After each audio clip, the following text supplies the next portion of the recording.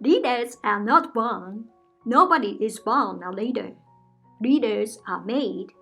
They are made through experience.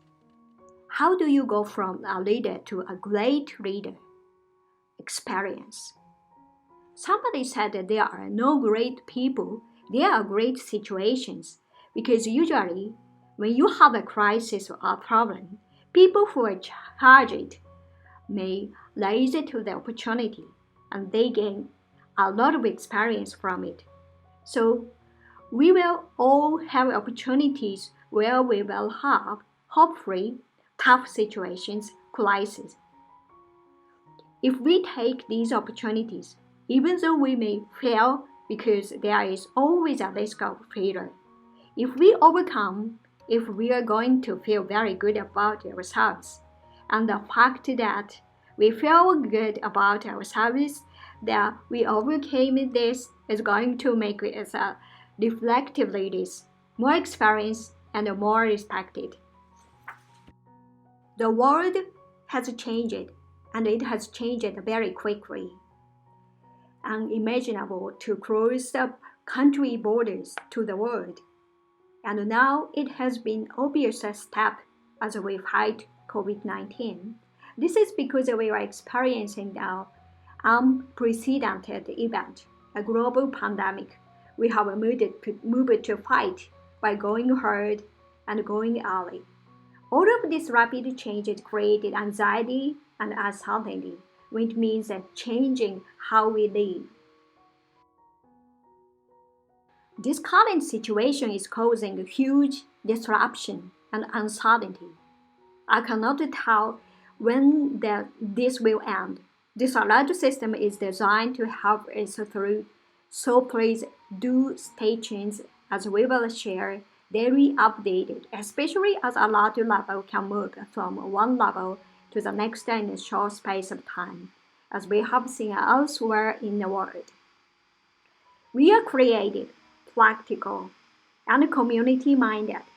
We may not have experienced anything like this in our lifetimes, but we know how to learn it together, and we know how to look after one another.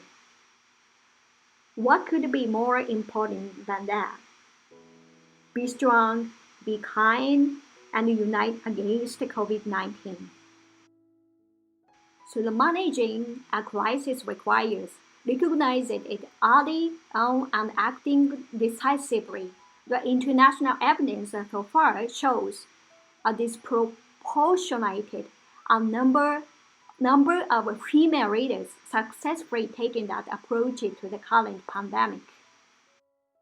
What explains the apparent link between low virus mortality rates and female leaderships?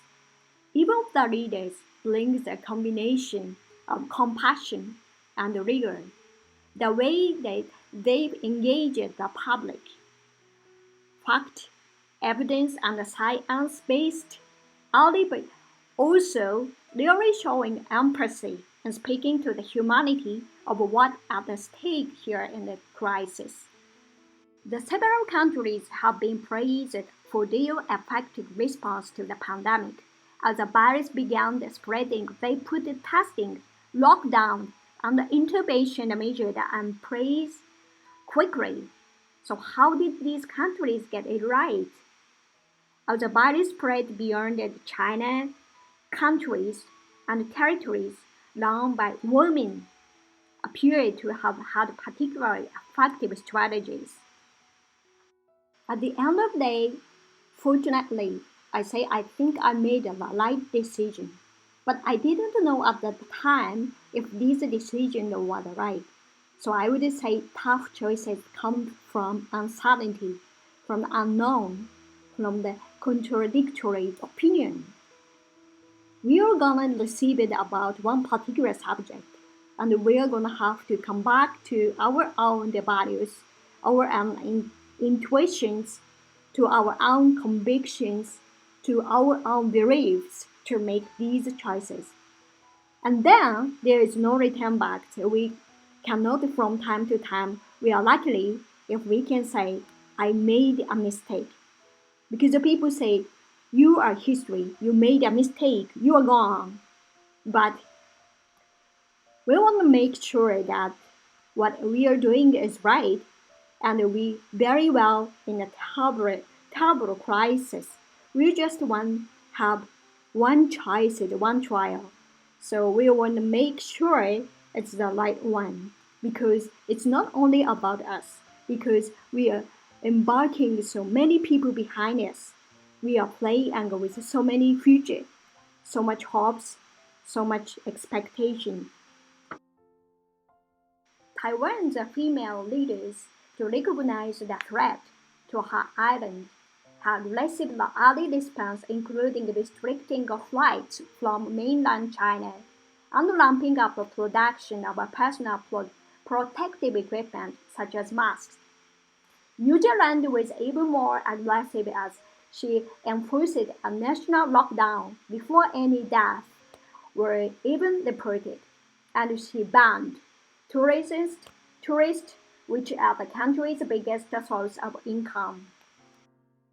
When the virus hit Europe, female leaders were similarly proactive in Iceland, free testing to all citizens whether they were showing symptoms or not, and she used a tracking system so she didn't have to lock down and suffocate the economy. Compare that to Sweden, which have by far the highest death rate in the Nordics, and is also the only country there that isn't led by a woman.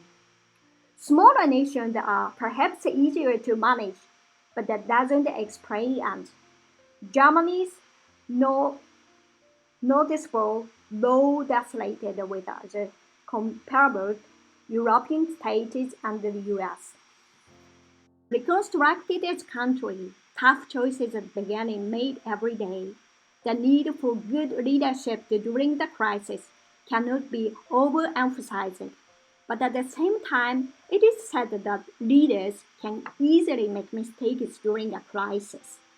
Political leaders, corporate leaders, community leaders struggle to make tough decisions, often under severe time constraints, in very complex and rapidly changing situations. COVID-19, tsunami, typhoon, the flood, wildfires, earthquakes, a disruption of the supply chains, uncontrollable nuclear power plants, or a systematic financial crisis. In an interconnected, very complex world, crises that occurs far away could easily, unexpectedly affect very seriously in our hometowns and our own company. So how should the leaders make tough decisions, and what should be the base of the judgment? And how should we prepare so that the decision that leaders may do not amplify the crisis?